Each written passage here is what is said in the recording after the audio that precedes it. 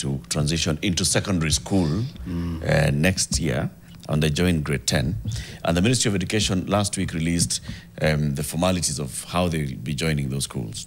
There was a whole conversation around, do people understand? Do people get it? What does the union feel about the preparations for this? Our view, Eric, is that education system in this country is on its deathbed, because the onset of CBC brought a lot of hope and hopes to the Kenyans, but gradually we have realized that successive governments did nothing to prepare Kenyans for the CBC. Look at the transition from grade 6 to grade 7. The country was not prepared. These learners were supposed to be in high schools, senior schools. They were relegated to primary schools where resources were seriously lacking. For example, the personnel, the human resource was not there. They had now to employ when these learners are in grade 7. And when they employed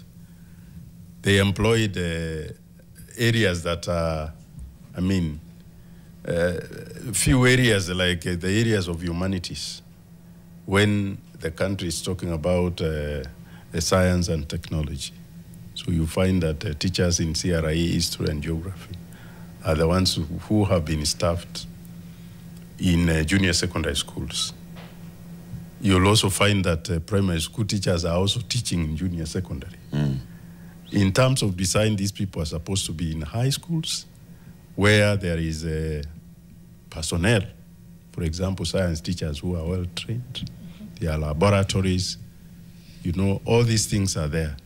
But now you find that grade 7, 8 and 9 are still in primary schools where they are not able to get to be exposed to the curriculum the way it was intended. So are you saying that they have not, they're not fully baked? These people are not prepared. As they are right now in grade 9, what you're saying is that they are not fully baked? They are not prepared because there hasn't been learning at all in most of the areas, because a history teacher who is doubling as a mathematics teacher, chemistry teacher, and people are trained in 2 subjects only, which they did very well.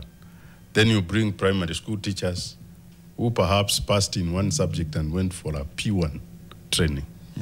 We are not subjecting our children to the right, Okay. So we are saying that the preparation is not there. When you go to high schools, the so-called senior schools, teachers have not been retooled. So for them, they are still in 844 teaching. So if the learners learn there today, they will be put in classrooms and they start learning. The methodology is the 844 methodology. Yeah. What do you mean they have not been retooled? Retooling means that they have not been socialized with the designs of CBC. They don't know what it is. In fact, the minister was promising that they will start retooling teachers in October. About 2 Which October? Last year or this year? October for an intake in January. Yes. So you can see the level of preparedness.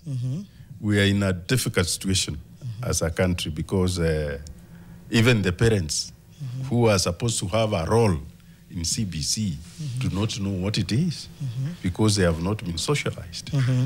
So totally what I would like to say is the country is not prepared. But because we are there, we shall do it. The politicians are giving lip service to education. Yes, they are only saying we have released money. When you go to school, there isn't a single coin. Right. Education is expensive. Today's paper, yeah. But then schools are saying they haven't received their capitation. Yeah, sorry. So this is really sounding a lot of alarm bells. I think we knew it. I think the public knew it. Yeah. Okay, so then what happens? Are we saying, we'll figure it out as we go along? Or are you making any strong recommendations or pushing back in a way that allows there to be a bit of a pause? Because, to see if anything can be improved, or are we saying, well, we're already here, so I guess we'll just continue rolling out as we're supposed to? No, we have been talking to the government over the years that don't retain grade 7, 8, and 9 in primary. Bring them to high schools where there are empty classrooms and teachers who are not working. Because without Form 1, so many teachers now are idle. We have been telling them, take these learners there where they will be exposed to, laboratories, teachers who are trained. But you see, the government is saying, no, we can't pay 22,000 per learner. We want to pay 15. So the philosophy behind keeping them in primary is just capitation. Were there safety reasons? I know that partly came out previously, having such young learners in high school. For example, grade 7 learners in high school, in senior school now, with people who are 15, 16, 17, 18. Predominantly, CBC is supposed to be a day school affair. So if you take learners to Alliance, they will be commuting every day from their homes. Okay. But you see now when the minister talks, or the PS, is telling us that there will be choices for, people when they are choosing, they will choose 4 schools, national schools, and the rest will be the other schools. Which means it's telling us that learners will be boarding schools. Right. So I don't know where the role of the parent is. This confusion. Quick question. Let me go back just a little bit. Was KUPPET at the table as CBC was being developed? I was one of the people who was in the Douglas Odhiambo's task force.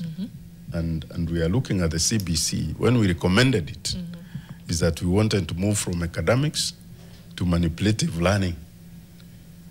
Because we are realizing that people are just subjected to academic knowledge, but when it comes to skills, they don't have them. They don't have skills. So we recommended that instead of when people complete their schools, they are looking for jobs in offices, they can still straight away start becoming job creators. Right. That was the rationale behind it. Was there a plan for its implementation as well? Because you could recommend a system and say this is a skill-based system and that's what we're working towards. Were there recommendations as to how it should be rolled out? There was recommendations. There were task forces to actualize. There were also the curriculum scientists who worked on the designs and the way it should be systematically rolled out in our schools. What did that look like? But you see, the government being not serious, they have waited for all the time to come to say now we are going for CBC when they were not even ready. So I think the blame lies squarely on the doorstep of the government. How long was that rollout meant to take from the recommendations for CBC? Okay, today we are in grade 9, so it is 9 years ago. We started in 2012. Working on the curriculum the itself. Curriculum, yeah. So it took all the full, the full length of, working for it and preparing it. So we can't say that it was hurried. It is the government that was not prepared. Yeah. So here we are today. There are learners who went into grade 7 in their primary schools, into 8, and now they're in 9. Yeah. So that ship has sailed. Yes. Okay? The next ship that they are about to board, somewhere in the middle of the ocean, is a grade 10 ship, where they have been told by the ministry that now you have to select, just like you're going to Form 1 in the previous 844, you're selecting schools, and now you're also selecting your pathways. And this is where you'll now be placed according to your pathways. Is there understanding among the teachers of secondary school today about the pathways and about the selection of the children that they will receive come January next year? There is no understanding. What do you mean? Because when we are talking about retooling, we are saying that teachers in senior secondary schools must be socialized with the designs of the CBC. The other day there were trainings on TPD, which they have changed from the ones that we used to have. It was one day Now retooling is coming. It may be 1 day or 2. Is the 2 days enough to socialize high school teachers with design so that they can prepare themselves for the admission of grade 10? So I'm saying that we need to do a lot to prepare the teachers. We need to do a lot to bring, learning materials in schools are not there. Okay. The designs are not there yet. And, the books are not there. And the number of subjects we are getting from even the STEM itself, like wood technology, like, engineering, things like electrical engineering will be taught in schools. There are no teachers. And the Teacher Service Commission is not empowered by law to employ untrained graduates. They cannot. You can only employ trained ones. Trained graduates. Let us expand the conversation. We're having this conversation on X Space and bringing X Space onto TV and radio and onto the other digital platforms. And we're seeing many of you have joined. Right. We'll be giving the mic to several speakers here. Mutheu Kassanga, who's the director for the Kenya Private Sector Alliance, representing education, ICT, sports, will be with us. Daniel Murithi, Secretary General of the Junior Schools Teachers Association. Claudia Lagat, who is an Assistant Program Officer at the Usawa Agenda. Jane Mwangi from the Kenya Association of International Schools, plus others, are joining the conversation. I'll be giving the mic to them shortly just to get their perspective as well. But as we do that, let's know how many students are we talking about right now who are in grade 9 who are expected to move into grade 10, and this has to be 100% transition into grade 10. Then how many secondary schools do we have across the country and that are there that should be absorbing the students? Plus, beyond that, what is it that the ministry has said in terms of how you select your schools? We're still categorizing schools as national, extra-county, county, and sub-county schools. This is despite a recommendation 2 years ago by the Presidential Working Party on Education Reform to stop categorization of schools, and that's to treat all schools equally. But then we still have to think, you have to choose a school within your county, outside your county, and so on and so forth. And the impact that this is having if there is a lack of education. Mariam. So I'm looking at the total number of secondary schools. This is from Usawa Agenda's secondary school survey from 2024, and we have Claudia on from Usawa as well. So she, in case there's any discrepancy, Donge, she can let us know. About 9,485 public secondary schools. Private ones are 1,267, but we leave those out of it. Let's work with the public secondary schools. Currently, they have about 3.9 million students enrolled. For secondary school. Okay. They have about 3.9 million. This is as of 2024, right? For our grade 9 enrollment, we're looking at 950,000 students that need placement. How do those figures add up? Work? 3.9 plus an additional 950,000, that's almost 1 million students. So we're going to have 4.9 million students in these 9,485 public secondary schools. From a capacity perspective, let me just begin there. Is that possible? I think we start with throwing it to our ex-listeners and our speakers, actually. I'll start with Claudia Lagat, who is a program officer at Usawa Agenda, where this report came from. Claudia, I know this report has lots of figures, but looking at it from a capacity perspective, will these students be able to transition from grade 9 to 10 in secondary schools? Do we have the capacity for that? Claudia, have you accepted the mic? Claudia and Mutheu and Nduta, please accept the mic so that we can hand over the mic to you. And you're also seeing comments coming in. Dr. Charlie says there's no hope for this government. You've not even finished the sentence. It starts there. I think that's okay. That's a statement on its own. No, when you just say that, we've understood you. And where we are at in terms of, just rolling out education and what we are expecting to see in terms of education and the challenges therein. And Mwalimu, just coming back to you, all these schools are going to be absorbing the learners. Of course, they have a free class right now because they do not take Form 1s. Yes. So these ones are going into that free class.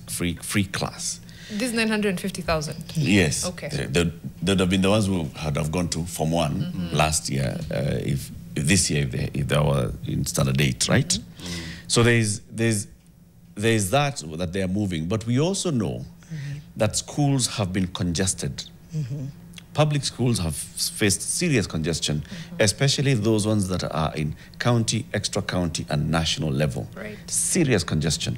Do you think that this is sufficient to absorb the children and also afford them the proper learning that they need, factoring in the career paths? Yes, I think because of the number of day schools and sub-county and extra county schools, we have adequate space for these learners. What we are lacking is learning materials and teachers to manage the curriculum. So in terms of space, we have it. In fact, when people started building day schools, that is where we have the bulk of our learners being situated. But when now it comes to categorization of schools, we are worried because we are disengaging learners from the parents who have a role in the designs. So we don't know how the ministry is going to engage the parents, because the role of the parents must be taken seriously in the growth of our children. Otherwise, apart from the... So there's space. There is space. That physical space is there. Yeah. Learning materials, teachers, not there. They are not there. Okay. So then if we do absorb them, is it fair to have them in school when either they will be in not congested classrooms, in, stretched out spaces, trying to find teachers here and there, trying to find learning materials, sharing one book, 2 people, one book, 3 people, speaks to a big capacity problem, right? There was also the issue of now JSS teachers. That one we'll have to get into a little bit later, because the issue of JSS teachers was quite big. But now we're going into senior school. Still, there's no capacity for them. Yeah, there is no capacity. And you said teachers are being retooled in October this year. Yeah, and the time given is not also adequate. So the teachers will be struggling with the implementation of designs when they don't have full knowledge of how to deal with it. So this one's going into class. What kind of classrooms are they going into? With the students now, yes. with the fact that the teachers still they're not retooled, so they don't have the information. Right. It's a good question. So, and the learning materials are scattered. Are also not there. In fact, in grade 8, grade 8 and 9, there are no books, even in junior secondary. They are just piecing up topics from the 844 materials to bring before the learners. So we are still having that problem where the books are not there, the ministry has not mobilized the printers, and the KCD has not also been very proactive to ensure that there are those books, right. There are those books that are tailored according to the designs. For grade 8 and 9. Yes. So you can imagine what will happen next year for senior secondary schools in that regard. I worry again about the rush in implementing this new system, because it's clear we weren't ready, we weren't prepared for it. You said it was not that it was rushed, it was that the government was ill-prepared. Yeah. But if we say that they were ill-prepared, was there a way that we could have done this and staggered it differently? When we come back, we'll be talking to some of our speakers on X, including Claudia from Usawa, which did this survey on secondary schools in Kenya and schools in Kenya in general. And we'll talk about what the numbers look like, what they mean.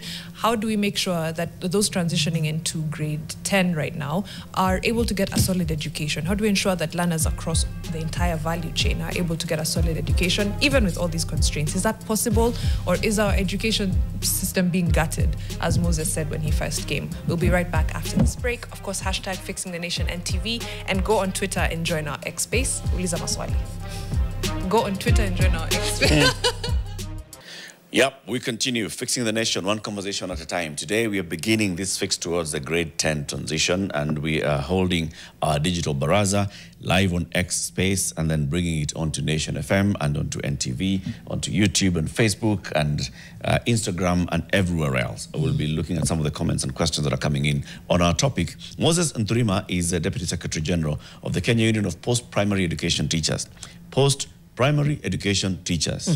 Grade 10 is senior school. It is post-primary. Now, these are the teachers who will be receiving our children next year when they report. One of the things that he has told us so far is that the teachers in secondary school today don't know what they'll be teaching next year. They'll be told in December. They'll be told in October. They'll be told in October. And then they go for December holidays, and then they come back in January and receive the children. We'll be joined by Mutheu Kassanga, who's a director at KEPSA. She is also a former chairperson of the Kenya Private Schools Association. She is also an educationist. Daniel Murithi, a junior secondary school teacher and the Secretary General of the Junior Secondary School Teachers Association. Claudia Lagat, Assistant Program Officer at Usawa Agenda. And Jane Mwangi, who is from the Kenya Association of International Schools. Claudia, you have the mic now and we can hear from you.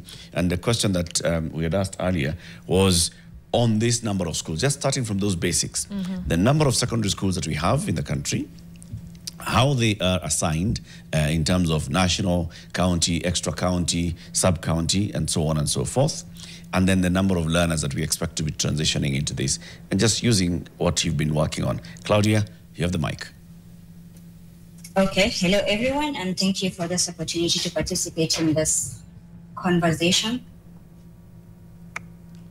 Go ahead, we can hear you. You can hear me? Yes, we can. Thank you for this opportunity to participate in this conversation.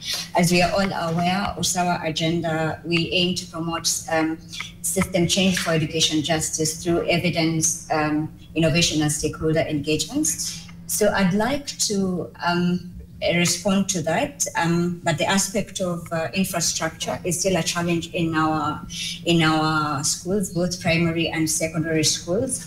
Having noted that majority of our schools are actually countrywide, especially secondary schools are sub-county schools. We're even referring to the feedback from the Kenya National Examination Council last year, KCSE, where they mentioned that 66.9% of the schools are sub-county, 13.7% are national schools, 11.8% are private schools, and extra counties are 7.6% of schools. There's still a challenge in most of the secondary schools, even as we are preparing for transition from grade 9 to grade 8 in different aspects, in terms of preparedness in different aspects. For example, in access to ICT facilities and services, you will find that 95.2% of national secondary schools have operational computer labs, compared to 21.2% of sub-county secondary schools that have operational computer lab. When you come to the issue of laboratories, you will find from our secondary school survey, you find that 79% of sub-county schools own chemistry laboratories, and 10.4% sub-county school own biology laboratories. This still goes to say that the sub-county schools, which are majority of the schools countrywide, are actually under-resourced in terms of facilities, and this is going to affect the transition from grade 9 to grade 10. I'll just go back to the issue of categorization of schools. Our feedback is when you look at the pathways, you'll find that STEM is mandatory in all the schools. There are schools that will offer STEM, arts and sport, and social sciences, and there are double pathways where schools will offer STEM, arts and sport, and other schools will offer STEM and social sciences. Looking at the data that we have, you will find that most of the schools, some of the schools, especially sub-county secondary schools, lack infrastructure and personnel for both STEM.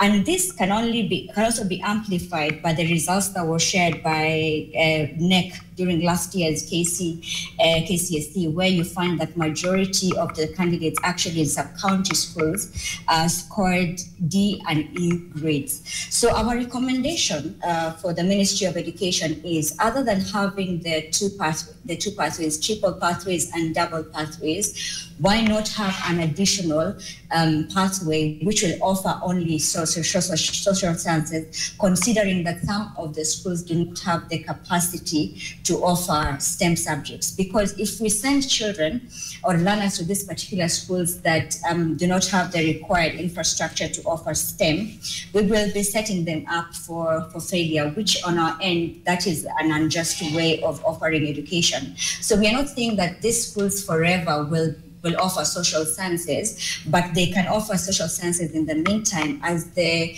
government works on enhancing such schools, so that now they can be fully fledged later on to offer either the double pathways or the triple pathways.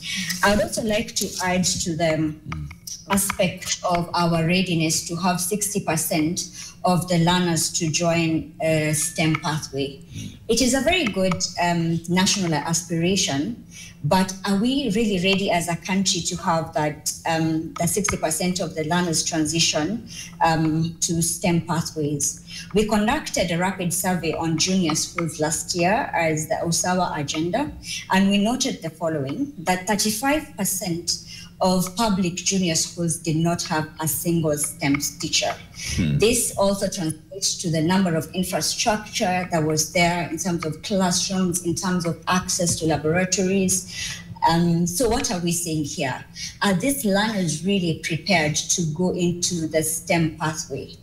What we are saying as Usawa agenda, at the moment, these learners have a weak foundation on the STEM pathway. They have a weak foundation on STEM. So forcing them into the STEM pathway, of course, we are still saying we are setting up these learners for failure.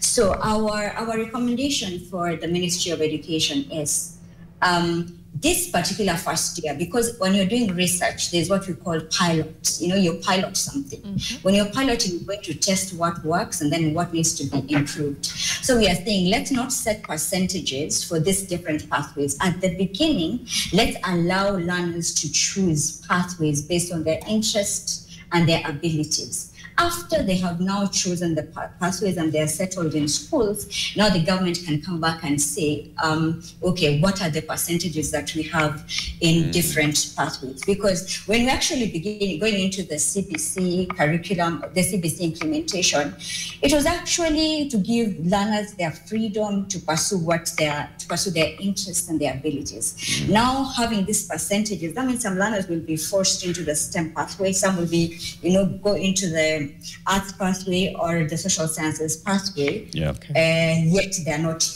ready for that. The third issue that I'd like to mention is in terms of preparedness of teachers, right? The teachers have the responsibility, when you're talking about this transition guideline, because this is the issue on the table, you find that teachers have been given the responsibility, especially the grade 9 teachers have been given the responsibility to actually assess the pathways and place the learners in different pathways. It is a heavy responsibility for these teachers. So the question that we have as Usawa agenda is, have these teachers actually been trained on how to assess the learners and place them in specific pathways? Because this is a skill that is required. They need to be retooled on this area. Secondly, this is a risky venture, because if these are the teachers who are going to do it, some learners might be favored, some might be disadvantaged while being placed in the pathways. So we're actually coming up with solutions as Usawa agenda, and we are saying, for the long term, what we are asking the Ministry of Education is, for the current grade 9 to grade 10, as they are transitioning, what capacity strengthening opportunities are there for these teachers so that these learners are not disadvantaged? Because you see, at the end of the day, you're talking about someone's future, someone's future, someone's life. That's so true. what does the government have in place to ensure that these learners are not misplaced, are not set into pathways that, they don't have abilities or they don't have interest in? What does that mean? They finish senior secondary school, then what happens? Because at the end of the day, this impacts on their careers. Thank you, Claudia. So Stay on the line, Claudia. Okay, let me provide a solution for that. Yeah, let me provide a solution for that.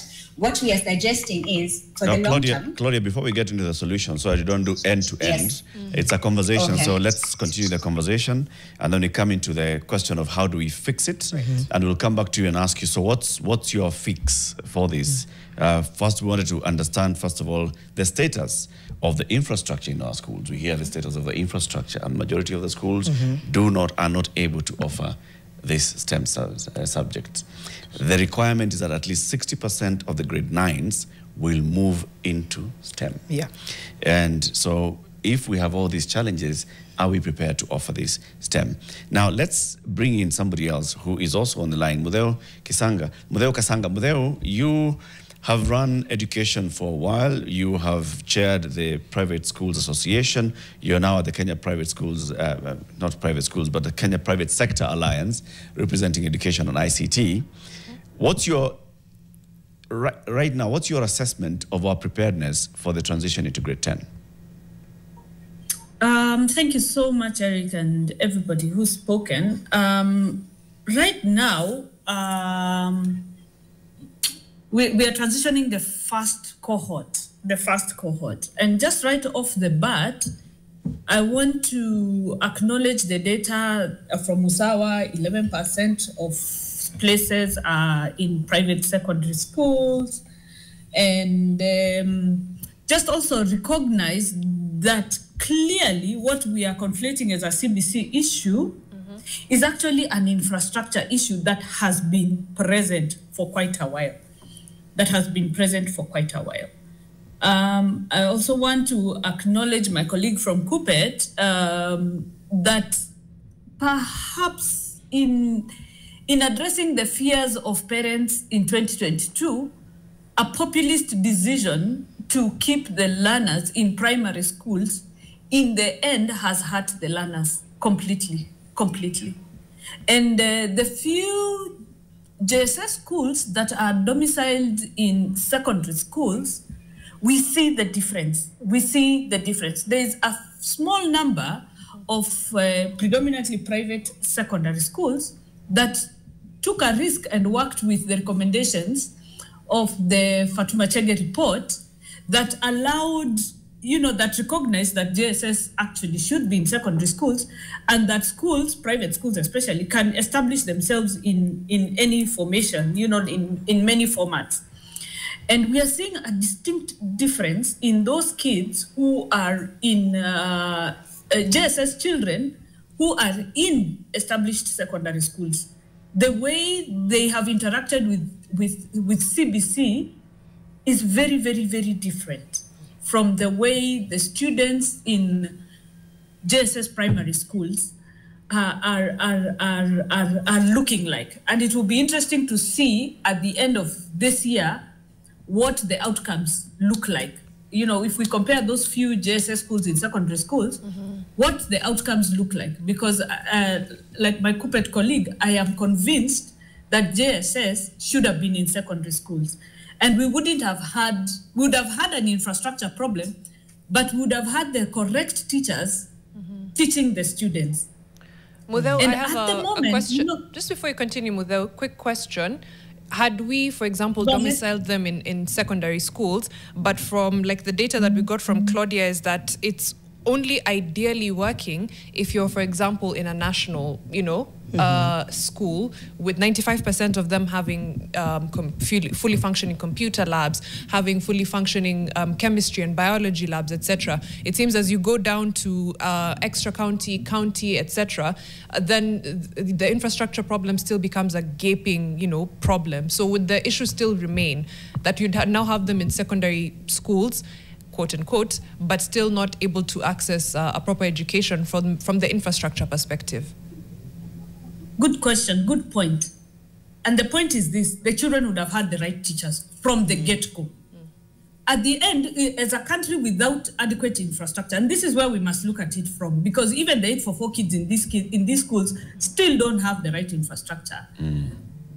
But this is the point, and this is the dilemma that as a Kenyan nation, where we don't have the adequate infrastructure, where we must ask ourselves, which is better, to have 4 walls and no teacher, which is what we have ended up having with JSS in primary schools. The kids are in 4 walls, but there is no teacher.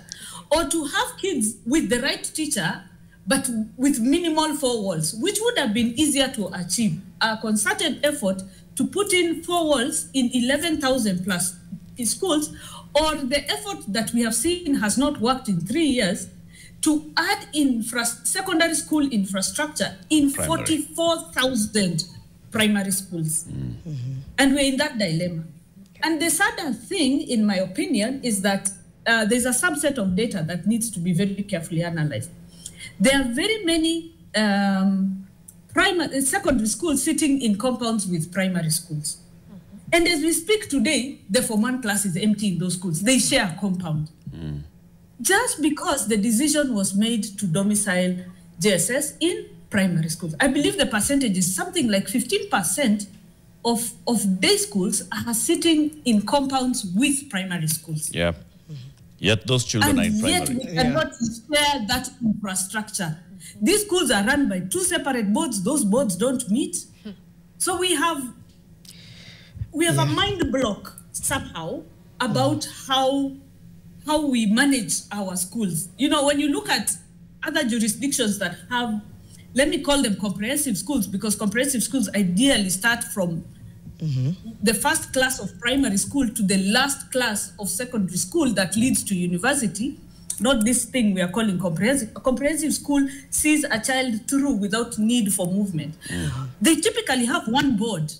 They typically have 1 head, 1 principal, and several deputies.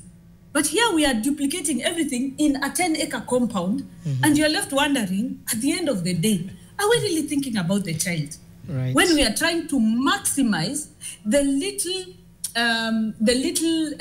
infrastructure we have, because that is what we must do. Yeah, Mutheu, that is what we must. Mutheu, thank you. We want you to stay on the line because you've given some really important insights, and I think we want to come back possibly in the next hour and with you along with our other colleagues on the X Space and ask ourselves, how are we actually going to fix this? And I say that because this is like, it's a moving train. The parts are not working. They're falling apart, but we're still moving. I don't know that we've really registered how the gravitas of that. Jacobs Blazing 254 on X, a comment here. They should have started by building the infrastructure needed before in order to ensure a very smooth transition. All I see is a good idea that may take almost 10 years for it to take form. The biggest casualties are going to be our kids. Kennedy Gatimu, I agree we have a transition hurdle. However, inside the transition placement criteria, we have 1 criteria called psychometric assessment. If parents and schools can work together to have this assessment done, we could easily map out careers for these learners. Just to pick up on that, Bambi is saying some information is not accurate. No one was told to offer 60% STEM. But I think so, right? Yeah. It is part of the policy that 60%... I think it's the way, even the way he's put it. The expectation or the plan is that 60% of the learners will end up into the STEM pathway, right? And then that all schools will offer STEM. Right. Now they'll offer STEM for the STEM students, but then the other 2 pathways, there's some schools that will offer arts, and then others will offer all, and that's what Claudia was saying. In some instances, when you can clearly see that this school does not have the infrastructure to properly offer STEM, what are we doing to improve the infrastructure? And it's a conversation even Mutheu is accepting that, you see, you are now saying that we are improving, and you're taking a child into the local school there, Kimana Secondary, Kimana Girls Secondary. If Kimana Girls Secondary does not have capacity to offer proper STEM, the same way as Alliance Girls High School is able to, there is inequality. She talked about the 3rd pathway, which I'm sure is very hard to introduce at this point, right? She just talked about have one that doesn't necessarily include STEM as an alternative, but obviously it's too far in. The thing I think about... the philosophy behind the CPC is identification of talent. Yes. Where is the place of identification? Because we needed to start from grade 1 coming upwards. Today, when the PS talks, there is no place of a learner to say, I want this. Right. They are telling teachers to do it. So we are back to where we are. Because what I would have wanted to do in primary school, there are some things I liked generally. Yeah. Nobody identified them. I was pushed to do mathematics, which I failed. You know? When is this psychometric assessment done? Isn't that what KEPSA is all about? When you do that grade 3 assessment, grade 6 assessment, the annual assessments, are they not supposed to bring out and show we are assessing, continuously assessing these learners, and we can, by the time they're getting into grade 6, we can tell this is where they are leaning. So when they do 7, 8, by the time they're getting to 9, yes, you can already clearly see this one will end up in STEM, this will end up in arts. But where is the infrastructure? There are some things they are supposed to interact with so that you see where the interest is. The schools, even in primary, do not have. And that is where you remember when people started saying that teachers are asking for chicken to eat, so that they were trying to find out whether you are a cook. Everyone is bringing potatoes. Now these things are never brought anymore. So infrastructure again comes, Yeah, so we still have a problem. We have a long way to go. Before we go to the hour, let's hear the perspective from the international schools. Jen Mwangi is also very passionate about education. She goes on X as Dutak, so we'll just put her there. Jen, you have the mic. Give us your perspective. You've been interacting with the issue of CBC and also looking and comparing to what the international curricula also offer. What's your assessment so far from just looking at what we have heard from our 3 speakers so far? Okay, good morning, everybody. You can hear me? Yes, we can. Go ahead. Fantastic. First, thank you very much for asking me to be here amongst a very eminent person, a panel, so to speak, for a really important conversation. Now, I'm going to say a series of things that might sound unpopular, but I promise there is a point. This country, we are experts at creating the illusion of complexity. We have a problem, and instead of addressing the problem, we compound it by making it worse. Let me start with how. We had a curriculum problem, and I think one of the greatest things we've done as a country is to fix that curriculum by creating CBC. But the issues that bedeviled 844, which were an infrastructure issue, we have transported and we've transported into this curriculum. Does it need to be like that? No. Now, if you look at our universities, we are following the same. In basic education, we are walking the rope, we are walking that line towards what our universities have become, which is functionally insolvent. What do I mean by that? We have empty Form 1 classrooms. It is a guideline. We don't even need to go to Parliament to amend anything. All we need to do is amend the guideline to say that we can now have JSS in day secondary schools if we are still worried about secondary school, if we are still worried about the boarding aspect of it. Why? What is the reason we've not done it? Once we do something, there is something we do where we don't go back, we start a process, we start the process afresh. In 2022, Mutheu sat on that task, the Presidential Working Party. They came up with a raft of recommendations. The pieces of legislation are still pending. They've not yet been completed. And while that may be a political process, there are very many other guidelines we could work on to fix this problem because our situation is not unique. If we fix the domiciling issue, we at least get a few million children into secondary schools that have, at the very least, a more qualified teacher to offer that to deal with that curriculum. And at the very least, they will have access to a lab. If we fix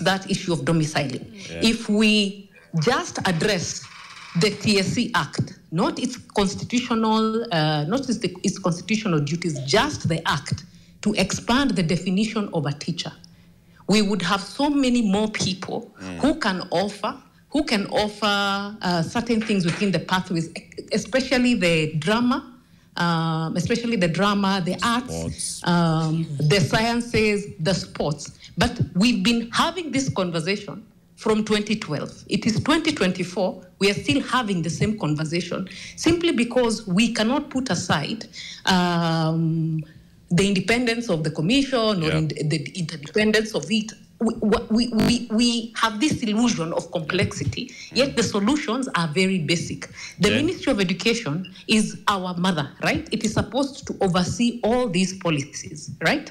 But it is, sometimes you feel like it's in a silo and its sagas are in another silo. We need something to bring all things together. So, how do we do it? Yes. So we want to take a break and then come back after the top of the hour and continue this conversation. Also in the next hour, let's ground it.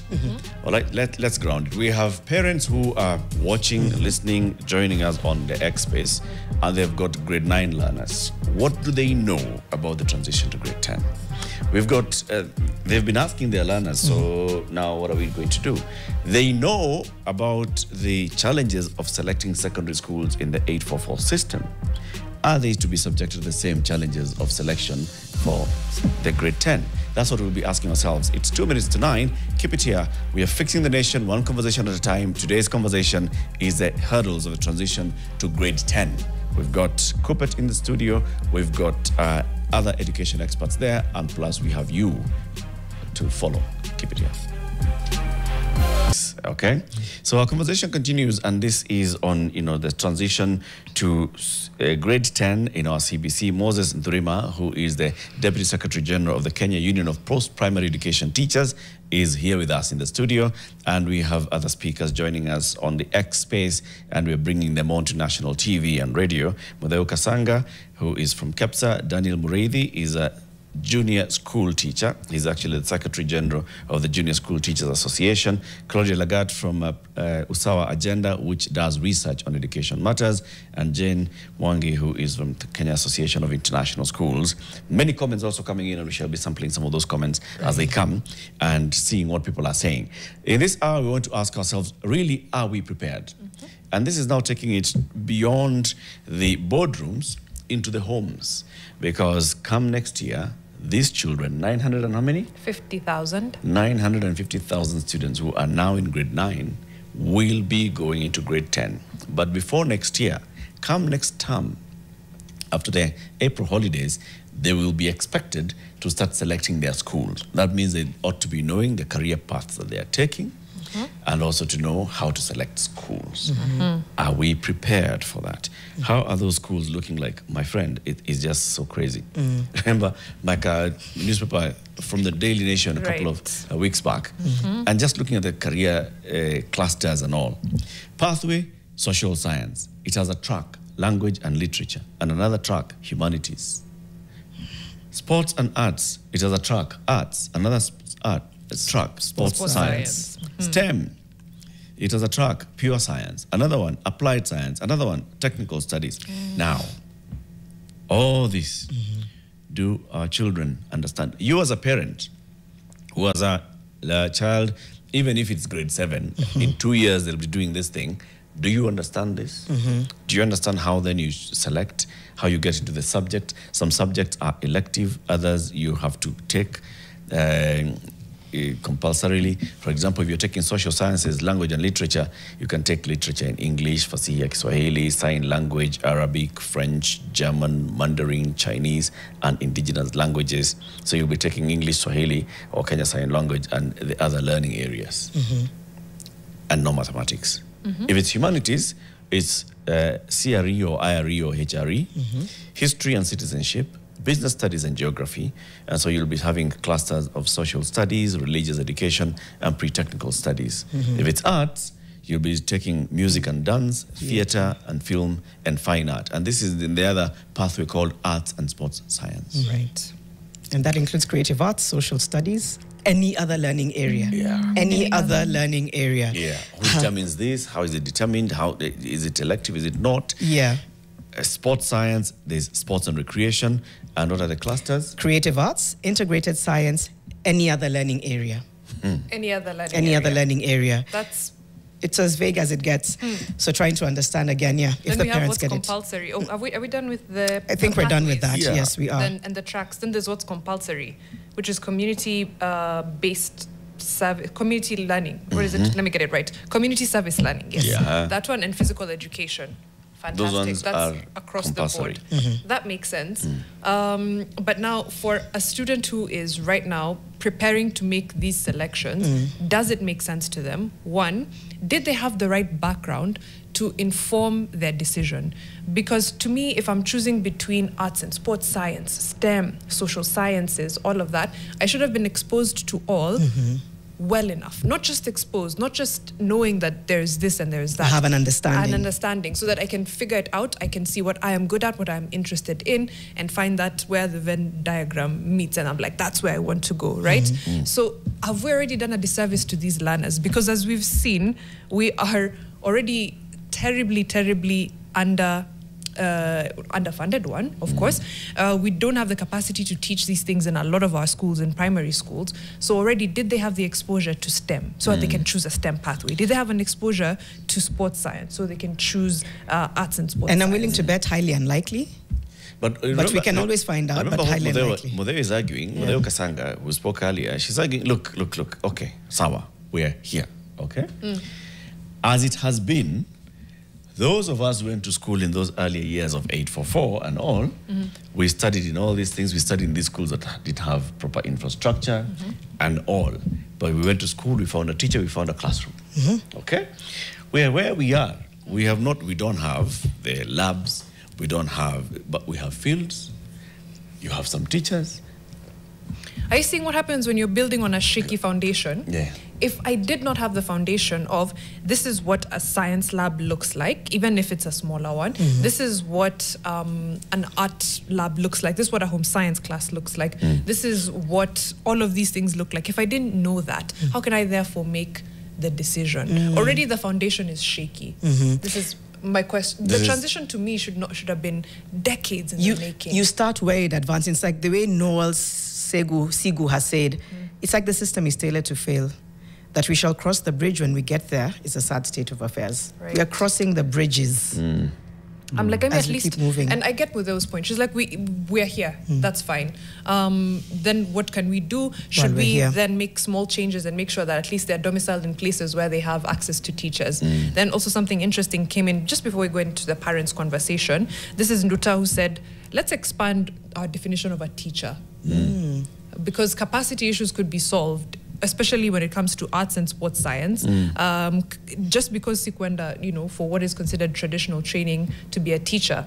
And I want to ask Moses your thoughts on that, because we do have a capacity problem. Should we expand our definition of what a teacher is? Of course, when it comes to the TSC Act, they narrow down to somebody who is trained as a teacher. Yes.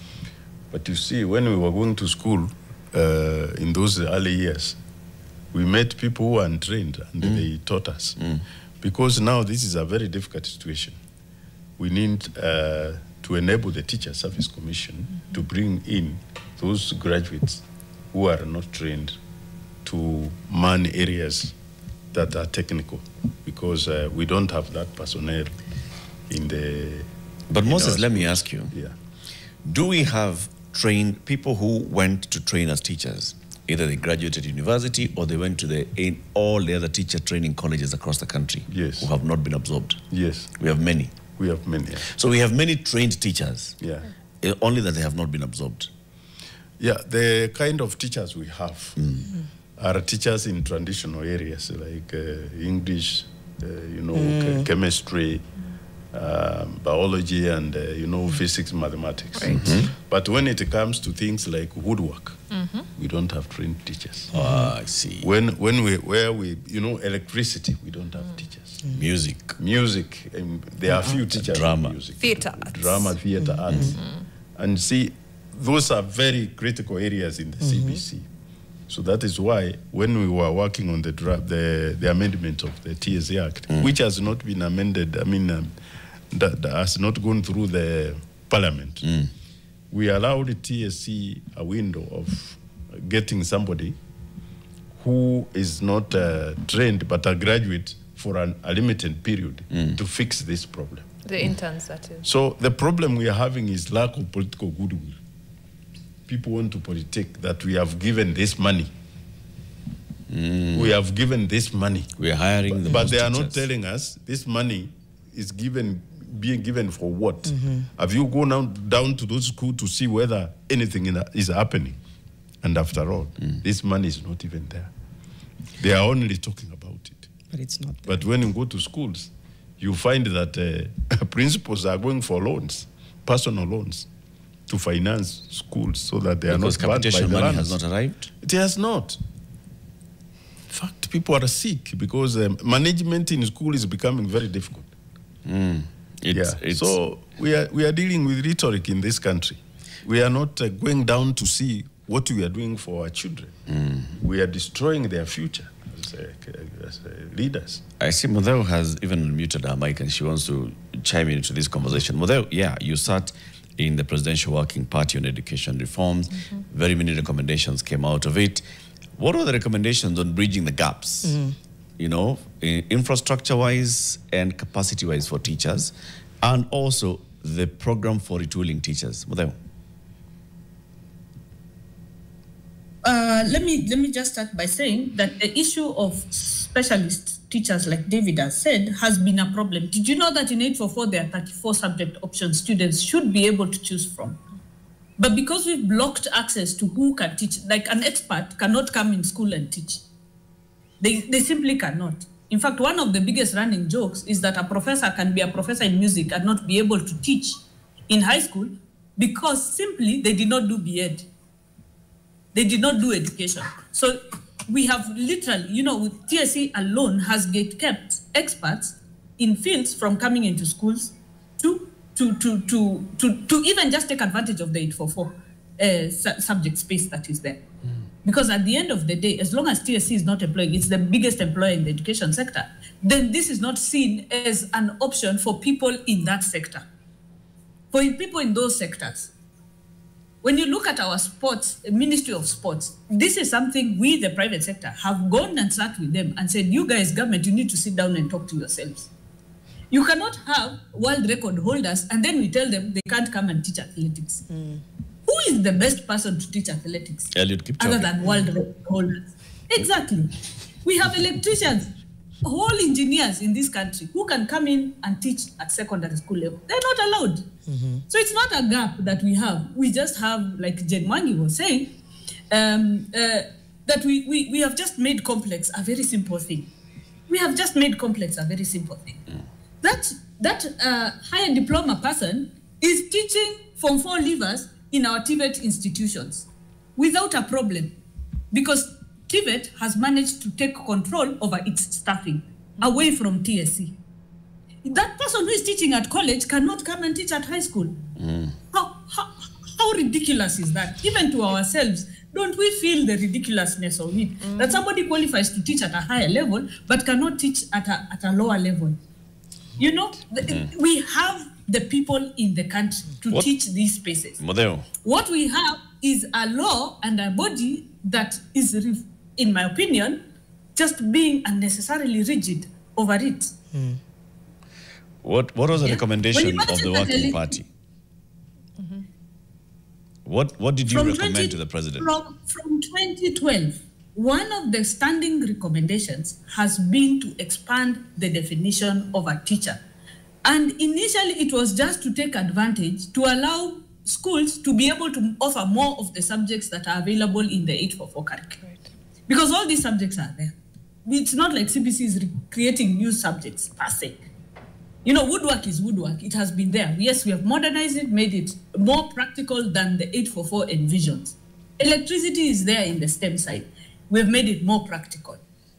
So these subjects have been there. It is not a wheel being invented here. But we are hitting the same roadblock that 844 is hitting because of an unwillingness to actually solve a very simple problem. Okay, Mutheu, I think, Mutheu, it would be great if we can come back to you later to just say, okay, we are where we are now. You've given a very helpful recommendation. You've shared what you shared, but it's okay. This is happening so soon. What do we do? What are we able to navigate at this point? So we can come back to you in a moment. In the meantime, we have the chair of the Parents Association from Kisumu on the line. Don't know if I got the name correctly, but I got the title. Eliud. And Edwin Dege. Edwin Dege. Yes. Edwin, if you can get us, we're discussing some of these hurdles of transitioning from grade 9 to 10. You've been hearing the conversation. Talk to us from the parents' perspective. Are parents also struggling to understand these hurdles and this transition? Yeah, thank you very much. My name, as you have said correctly, is Edwin Dege, the Chairman, National Parent Association, Kisumu County. All we are saying as parents of Kisumu County is that CBC is a good thing. The only challenge we have with it is the way it's being implemented.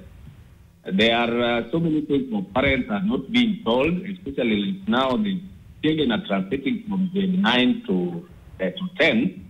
So we were having a feeling that maybe KICD, the curriculum holders, would organize some kind of training to let parents know, like our children are transiting from grade 9 to 10. What next? What are our expectations? What are we expected as parents to do? What will be our role? How will the schools be rated? We hear there are some schools which are going to offer both all the pathways, the 3 pathways. There are others which are offering 2 pathways.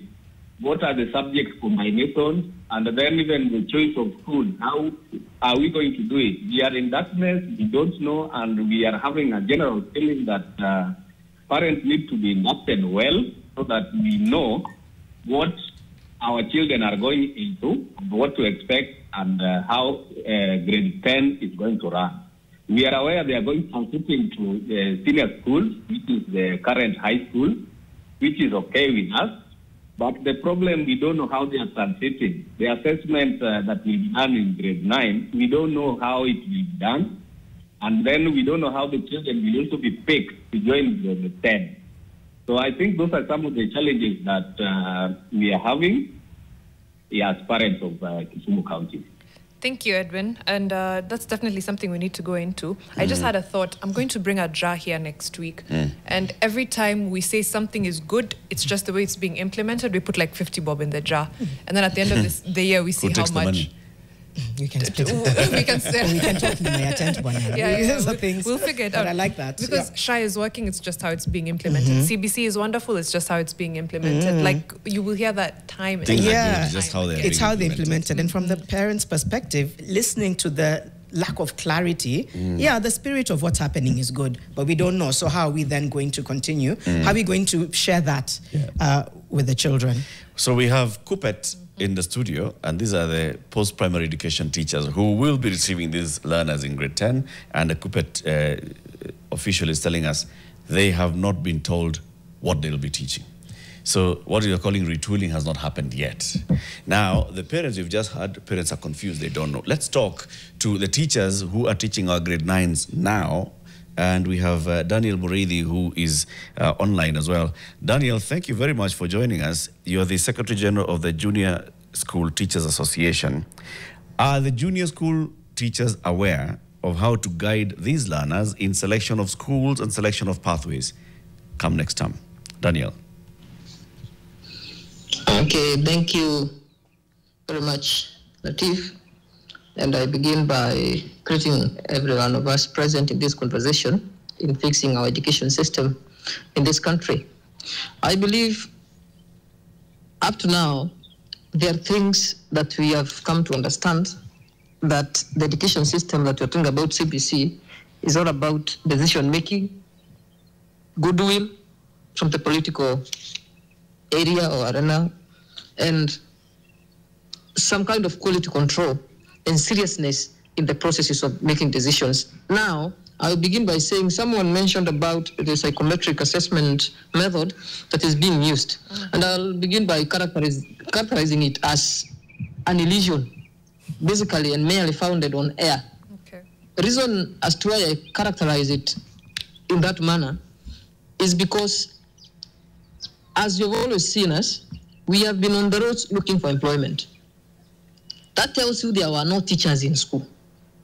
And they have not been teachers. Even if we are employed, we have employed some, they are not there. You find a school with, for instance, 2 teachers. One teaches geography, Kiswahili, and the other one IRE, and something else.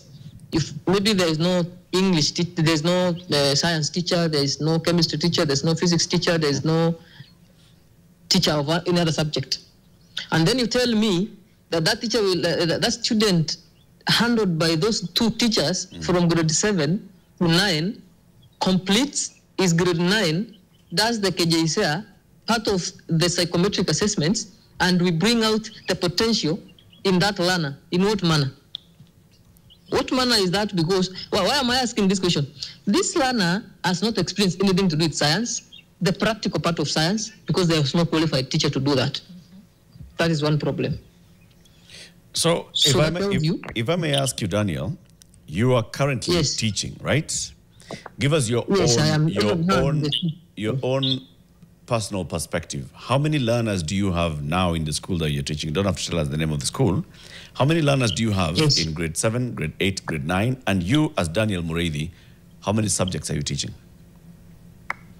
Now, I have around 120 to 130 learners per class. That is around 400 learners for junior school. And personally, per class, do you mean mathematics? Sorry, do you mean per class as in there's multiple streams? Per stream and then there's multiple classes? Or per class, a single class? We have 2 streams per class. Okay. And each stream has between 60 to 70 learners. Okay. Wow, okay. Yes, and we have 5 teachers, of which 2 of us are mathematics teachers and business. And the others are, we have Kiswahili teacher and an English teacher. English teacher, Kiswahili and IRE. And we have one geography teacher and CRE teacher who has no work to do because the area I am is endowed with IRE education. There's no CRE. Totally, there's no. But that is how we are. We do not even have a single teacher who did chemistry, biology, or chemistry, physics, or biology, chemistry, or any science for that matter. What does that tell you? That tells you that all our learners are ill prepared to pick anything to do with STEM. Yeah. At the end of the 3 years, they know nothing to do with STEM. The school itself has no lab. The government is not keen into investigating the spending of the money sent in schools. We go try to do, because we learned these subjects in secondary school, we try to accommodate these things and teach them. But when we go to the schools, to our institutions and the administration, we ask them, can we have these items bought for the learners to try and we see how we can help them. We are told there is no money, and we know the school receives money now and then, but we don't see anything to do that. That tells you this psychometric assessment that you're talking about is an illusion. There's nothing that comes out of it. Okay, so now back to the original question then. Today, as you sit there, Mwalimu Murithi, and you have your grade 9 learners, what are you telling them about the transition to grade 10? How to choose the schools that they go to, how to choose their career paths, and what's the thing after career path? Tracks. The tracks. Tracks, yeah. Yes. Eric, how are you guiding them? Professionally, remember we are professionals and we are also parents for that matter. What I would say is that we do not really want to advise our learners, and that is exactly what we are doing. We are not advising them based on this psychometric assessment thing. No. We are trying to advise them based on our own assessment of their abilities. On those learners. Yes, and their abilities. Because if we rely on those psychometric assessments, what will you tell them about music? That everybody scored nothing. Because there's no teacher. What will you tell them about chemistry? But back in my mind, I have done some little chemistry. I can be able to tell maybe this learner, they can go and try this. That's what we are doing basically. We sit them down and we tell them for you and you, we call them privately, you try to do this and this and this, you can go into senior school and try this area. Because that's the best we can do to them, because we cannot force them to do things that we can't see anything in them. And we also guess, basically, it is guesswork basically. Because I'm telling you that if we rely on these assessments, I want to assure you one thing, all the senior schools will be teaching everything else except STEM. Yeah. So that's what you're advising them, although this transition seems like it's already cast in stone. Am I right? The transition must happen. The transition has to happen. You're advising them based on their abilities. The criteria is asking for something else. How are you trying to reconcile what is being suggested and what you are recommending to them? Okay, remember what has been suggested is also something else that is confused. The government and KSD, and that's why I started by saying that there's a lot of confusion in decision making and politicizing of matters that are not even related to politics. Number one, how do I reconcile the ministry saying that STEM must take 60%, and then the next day they say that mathematics will not be compulsory? How do you reconcile that? They cannot be reconciled with anything. We are trying to make our own decisions, basically. Let me just say that plainly. Okay. We just make our own decisions, and that's what we are doing. Yeah. Right. I want to maybe challenge you guys. Is the transition a must? Because what he said is, like I think I mentioned it earlier, the foundation of everything that you're doing is weak. We've set up the learners for failure, and we're now expecting them to somehow go and thrive. Must the transition happen? Must the transition happen? Yeah, of course, a system has stages, and when learners are done with junior secondary, they must go to senior secondary so that they can complete but must the they entire go process. So it is a must. Must they go in with this? They're choosing pathways which have tracks. And by the way, we've not even gotten to the most complicated bit about this selection. There's still boarding schools. I don't know. We'll get into that in just a little bit. But must it be done in this way? Of course, they have to transition into something, and they have to go to the next step of their education. But are we rushing, their lives basically and their futures when there's clearly no thought, not much thought and preparation behind it? So are there other ways that we could stagger this transition? Find ways to roll it out in phases, which is what everyone has said. You pilot something, you see what's working, you see what's not working, and then you move from there. You see, Miriam, yes. Yes, an education system follows a curriculum, and that curriculum has variables that must be exposed to the learners so that they can get the full benefit of education. So it is just like life, or just like a river, which must flow. If you stop it from flowing, then you know it will be a disaster. So these learners must transit to the next, because for them, it is about moving on with life, because we have failed them. There is nothing we can do now, because already they are in grade 9 and they are supposed to go to grade 10.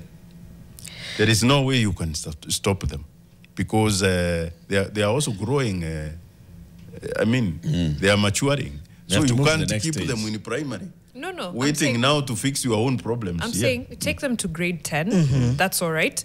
But don't set them up for failure with these pathways and tracks that they were not previously exposed to, that they were not ready for. It's okay to rethink. Nothing is cast in stone. And I think it was Nduta who was speaking to that earlier as well. We tend to, not actually, no. It was, I'll remember who was saying it. But yeah, we tend to lock ourselves and make things very, very complicated. It's okay to stop and say, hiya, we may have rushed this, we may have made a mistake. What can we do now to save these learners and to save their futures? And to say, okay, I don't think you're ready to be transitioned into 4 pathways. Into the pathways. Yes, I think. So they just go to secondary school. Yes. And are exposed to all these other subjects, even if it means relooking at what that transition looks like, that's fine, as we give ourselves time.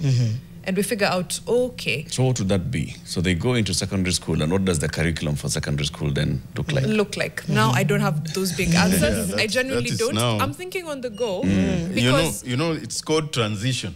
Yes, it is. but it's They are not- transiting we're from not- something to something else. something known to another one that But is they known. don't have the foundation to do this transition, and the places they're transitioning to aren't ready for them to transition. We want 60% of the learners to go into STEM, but only national schools seem equipped to have STEM learners. Transitioning them into these pathways is sabotage.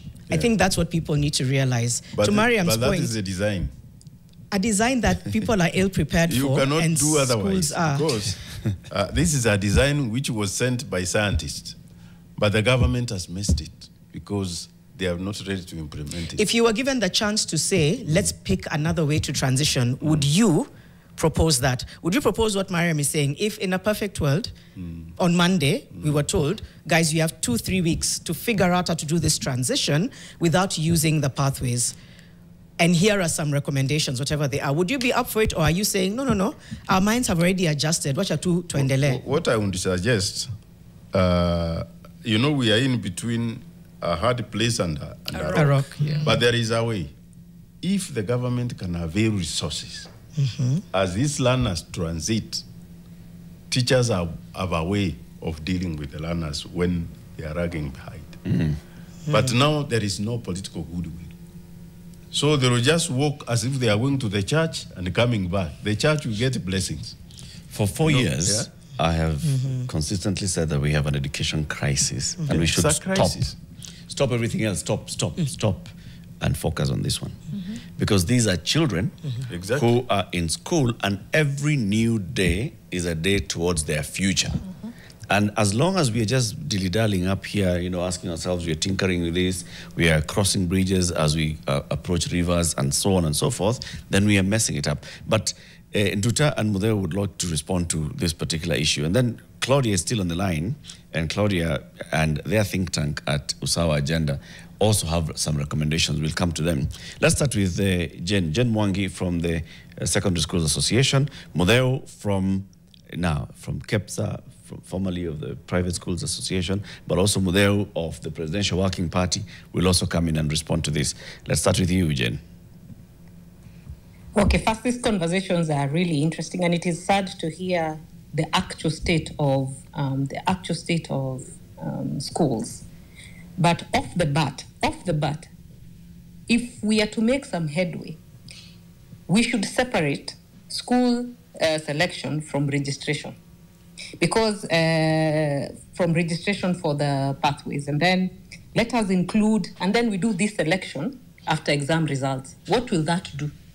That will ensure that by the time a child receives their results, they are not, they will know precisely what it is they will know precisely what they can and cannot get into. Is it perfect? No.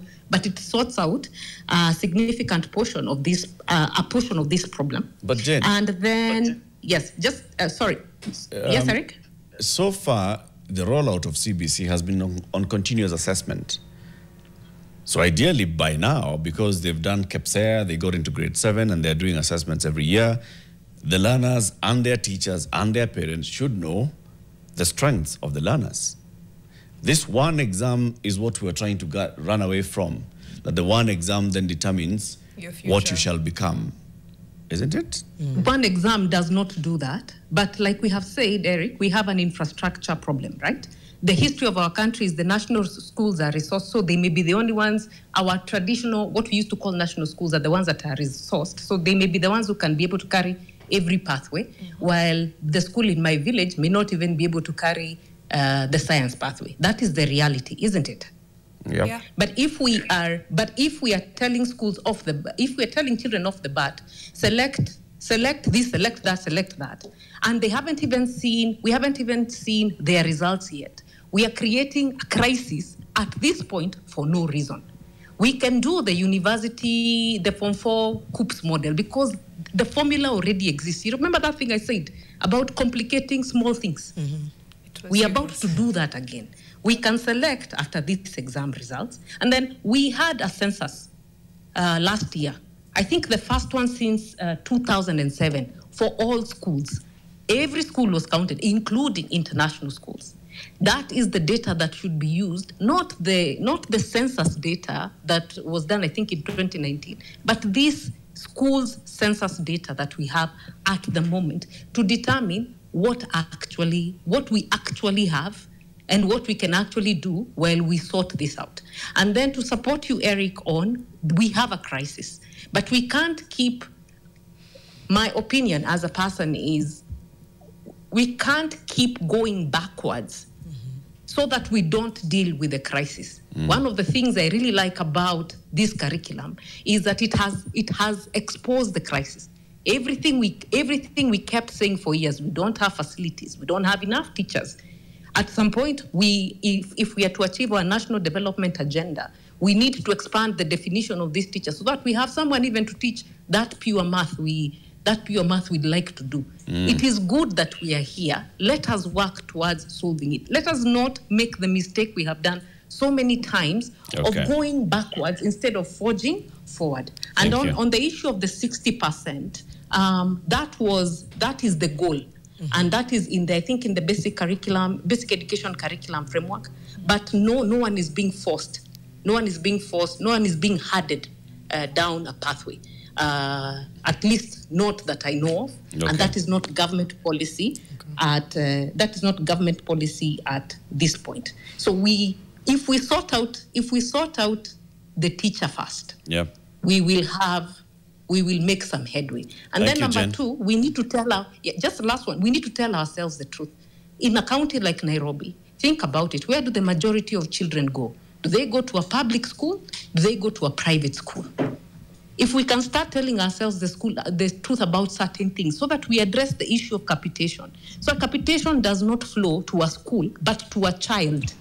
Then we will have made some headway and we will have increased the pool of money available. And then can we sit and actually decide what the cost of education is and what the priorities should be. But let us not neuter this curriculum to take care of things that we should have ideally taken care of 30 years ago. Thank you, Jen. Mutheu. Yes. Just straight off, start by responding to Mariam. Yes. Can we not transition? No, not transition. We cannot transition. No transitioning the tracks. Not transitioning with the pathways and the tracks. So the transition has to happen. They can't stay stagnant, but not with these pathways and tracks, because it seems to me like they're being set up for failure, given that you see they don't have a background in either STEM, in arts, in sports science, etc. But somehow they're expected to choose pathways and tracks that go into that. Can we transition differently? Can we not transition? We have to transition children, number one. Number two, CBC is a very broad curriculum, and we already saw it being dumbed down to fit infrastructure. This has already happened. The same mistake we made in 2005 with 844 is already happening, where we are dumbing down curriculum to fit infrastructure. And that we should really, if we are going to be okay, even though we have our problems, that is not the way to do things.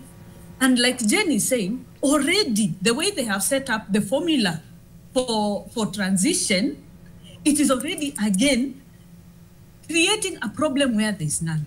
We have to transition students. There is no stopping. You cannot say halt where, how. What there is that children right now they already know they are doing this many subjects at grade 9. They already know they will narrow down. So that is not a problem with the children. That is a problem of what outsiders do not know about what is going on in the schools.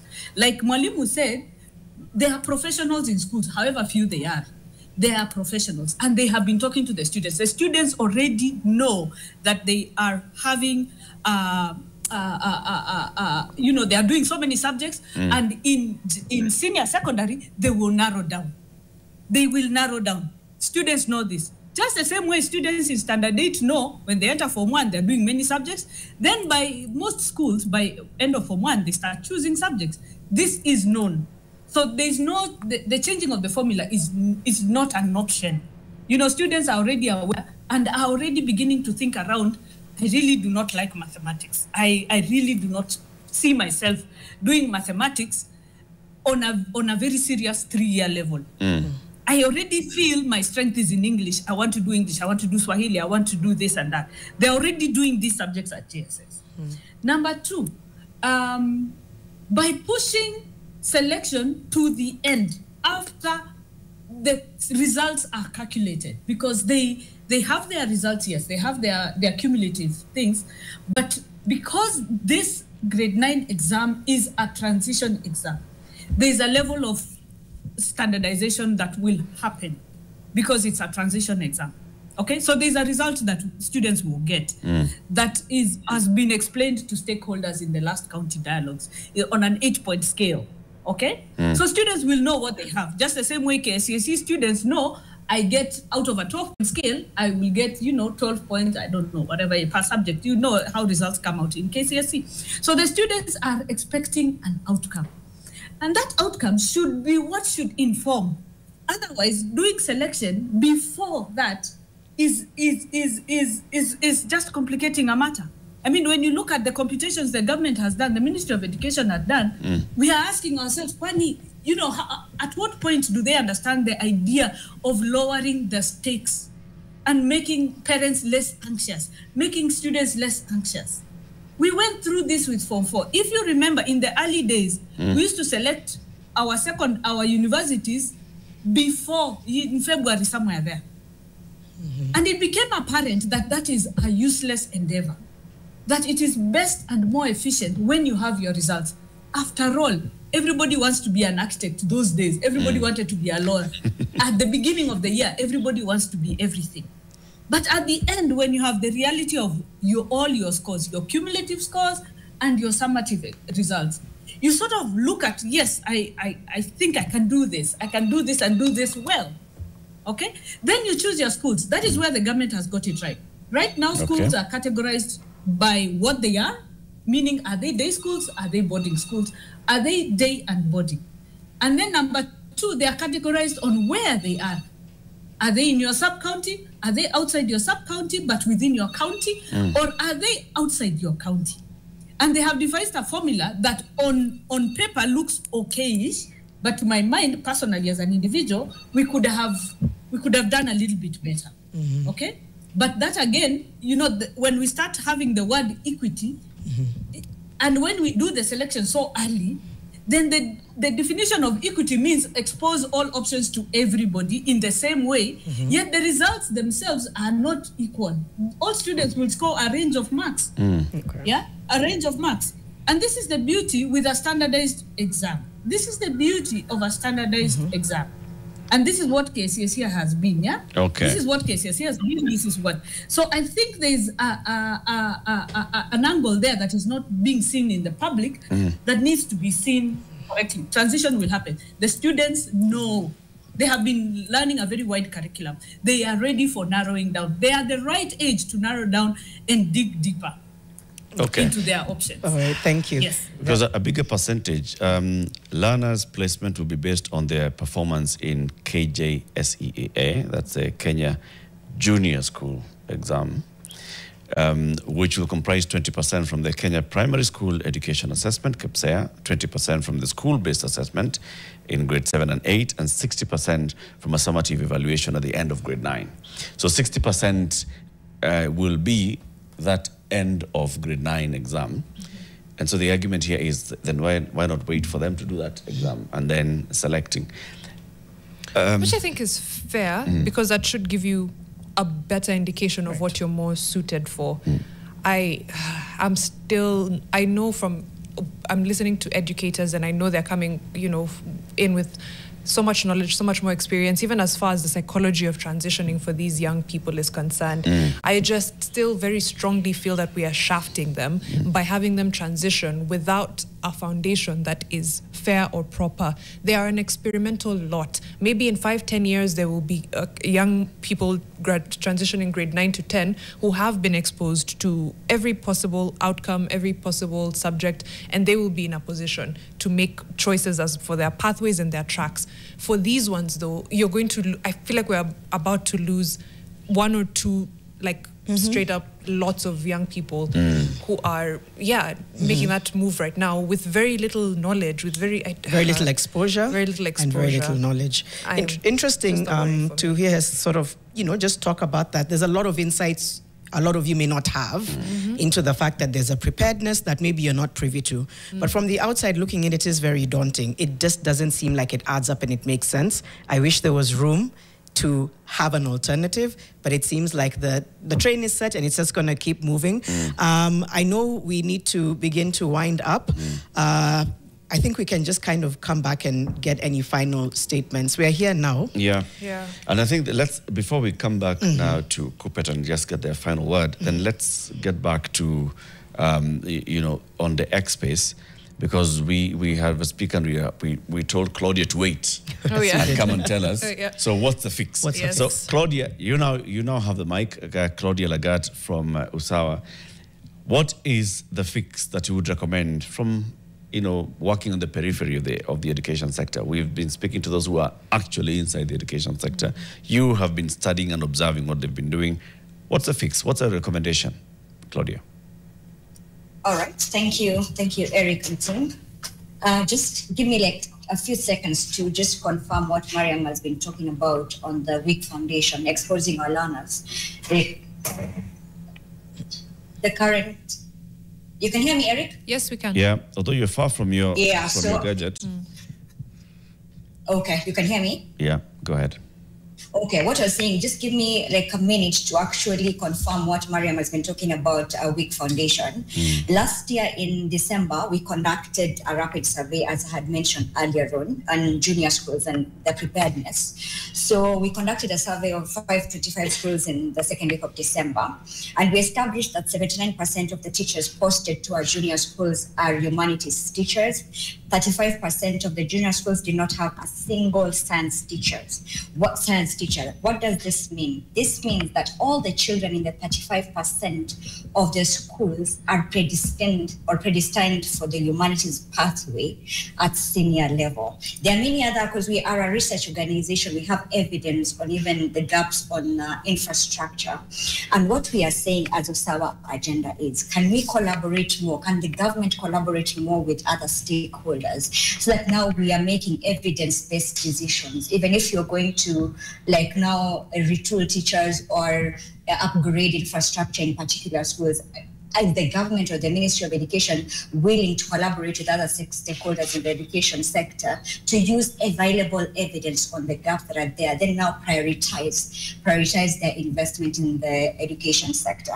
As I had mentioned earlier on, because you're talking about solutions now, in terms of retooling teachers to be able to guide learners in the selection of pathways, our long-term proposal is we have the Kenya universities and colleges central placement service groups be empowered to train specific teachers in each school to perform this function. Because at this particular point, you'll be having expert advice. So these teachers will be at a better level to actually advise the learners.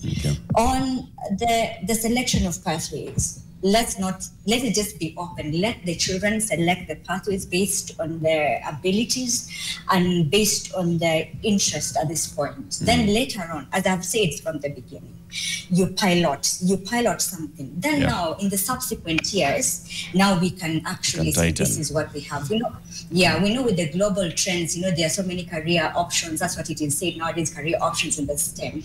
But we cannot do that now. We are basing this information on what? Yet we have learners who are yet to do that. The other aspect, Claudia, in just 30 seconds as you conclude. All right. The other critical aspect is the major stakeholders in this space, who are the parents. In the entire scheme of things, from the beginning of CPC, the framework, the implementation, where is the participation of parents?